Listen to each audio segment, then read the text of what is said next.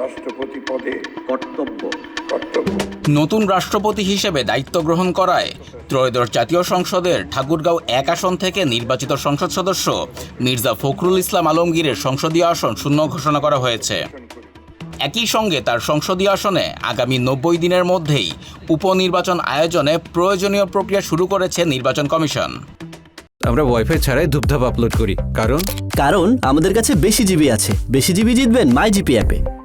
২২ August শনিবার জাতীয় সংসদ সচিবালয়ের লেজিসলেটিভ সাপোর্ট উইংয়ের সচিব ব্যারিস্টার মোহাম্মদ গোলাম সরোয়ার ভূঁইয়া স্বাক্ষরিত এক প্রজ্ঞাপনে বলা হয়েছে, বাংলাদেশ জাতীয় সংসদের নির্বাচনী এলাকা ৩ ঠাকুরগাঁও ১ আসন থেকে নির্বাচিত ত্রয়োদশ সংসদের এমপি মির্জা ফখরুল ইসলাম আলমগীর শুক্রবার ২১ আগস্ট বাংলাদেশের রাষ্ট্রপতির কার্যভার গ্রহণ করায় ওই আসনটি সংবিধানের ৫০-এর ৪ অনুচ্ছেদ অনুযায়ী তার কার্যভার গ্রহণের তারিখ থেকে শূন্য হলো।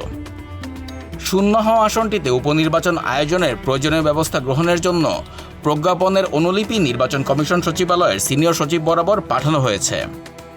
সংবিধানের ১২৩ অনুচ্ছেদ অনুযায়ী শূন্য ঘোষণার পর ৯০ দিনের মধ্যে আসনটিতে নির্বাচন অনুষ্ঠিত হবে বলে তা ডেইলি স্টারকে জানান নির্বাচন কমিশনার আব্দুর রহমান এল মাসুদ। তিনি আরও বলেন, আইনে বলা আছে ৯০ দিনে, আর যদি কোনো দৈব কোনো এরকম ন্যাশনাল ক্যালামিটিস থাকে তাহলে ইলেকশন কমিশনার চিফ ইলেকশন প্রধান নির্বাচন বাড়াইতে পারবে। ৯০ দিনের মধ্যে হবে, এইটাই আইন। তবে শর্ত থাকে যে যদি কোনো কারণে দৈব এই ঘটনা বলে কারণে যদি না করা যায় ৯০ দিনের মধ্যে, তাহলে আরো এতদিন, বোধহয় আরো ৯০ দিন বোধহয় বা কত যেন আছে একটা দিন বাড়াতে পারবে। এর আগে শুক্রবার সন্ধ্যা ৭:৩০টায় বঙ্গভবনে বাংলাদেশের ২৩তম রাষ্ট্রপতি হিসেবে শপথ নেন মির্জা ফখরুল ইসলাম আলমগীর। ভারপ্রাপ্ত স্পিকার ব্যারিস্টার কায়সার কামাল তাকে শপথ বাক্য পাঠ করান। দৃঢ়ভাবে ঘোষণা করিতেছি যে আমি আইন অনুযায়ী বাংলাদেশের রাষ্ট্রপতি পদের কর্তব্য বিশ্বস্ততার সহিত পালন করিব।